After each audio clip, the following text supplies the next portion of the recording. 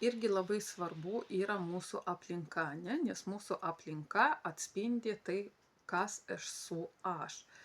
Tai jums, pavyzdžiui, tam, kad dar labiau susipažinti su savim, pabandykit surašykit, bet būtent surašykit, ne, o ne pagalvokit, maždaug 5-7 žmonės jūsų artimiausia aplinkoje su tais, su kuriais jūs daugiausiai bendraujate. Tai jūs galite, pavyzdžiui, labai lengvai juos atrinkti, pasižiūrėti skambučius, kam jūs dažniausiai su kuo bendraujat, arba susirašinėjimą, su kuo jūs dažniausiai susirašinėjate.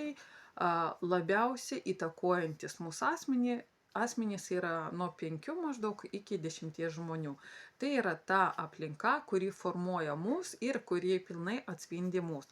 Tada prie to kiekvieno žmogaus parašykite, koks jisai, ne, kas jums patinka jame ir kas nepatinka.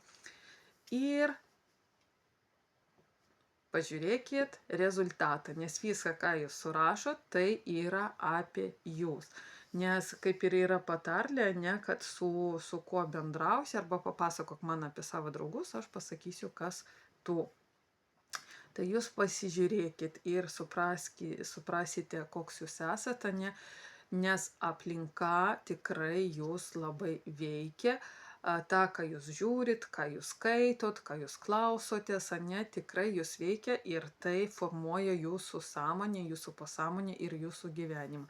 Jeigu aplinkui pasižiūrit, kad jūsų artimiausi žmonės pastovi nepatenkinti gyvenimu, pastovi kritikuojantis, ne, pasižiūrėkit, ar tikrai jūs nesat toks pats, ne? Arba, pavyzdžiui, arba gali būti, kad jūs jiems leidžiat, o jūs reiškia tą, kuri viską sugeria, ne, visą negatyvą ir po to kunkuliuoja pas jūs viduj, kad va, ten visi tokie nelaimingi ir jūs automatiškai matot visur irgi tą tokį pilką arba juodą, ne, gyvenimą, kad visur yra tikrai nėra jokio džiaugsmo.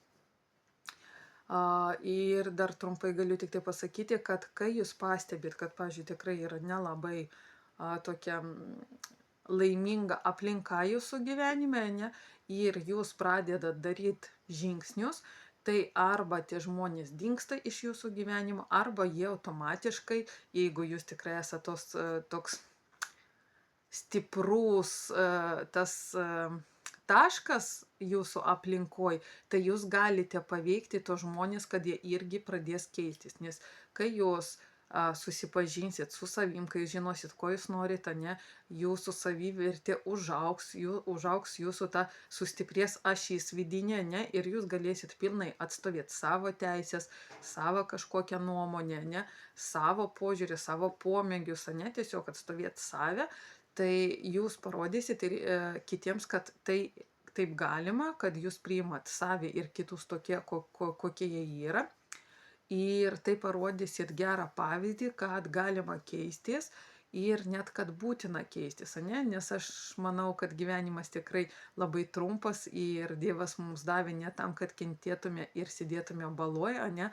O tam, kad, pavyzdžiui, pažiūrėt, kad, aš sėdžiu baloj, kai šalia yra ežeras, ne? Tai tiesiog perlipt 1 metrą, ne? Tam, kad išsimaudyt švariam vandenį ir tiesiog pasišildyt saulėje, ne? Ir džiaugtis gyvenimu.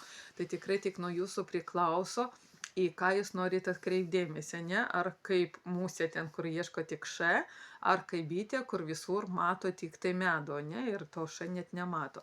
Tai būkit kaip tos bitės, kur mato tik džiaugsmą, spalvas, tik medų, ne? Ir tiesiog jūs net nekreipsit dėmesio į tą, kur yra, kur jums nėra faina.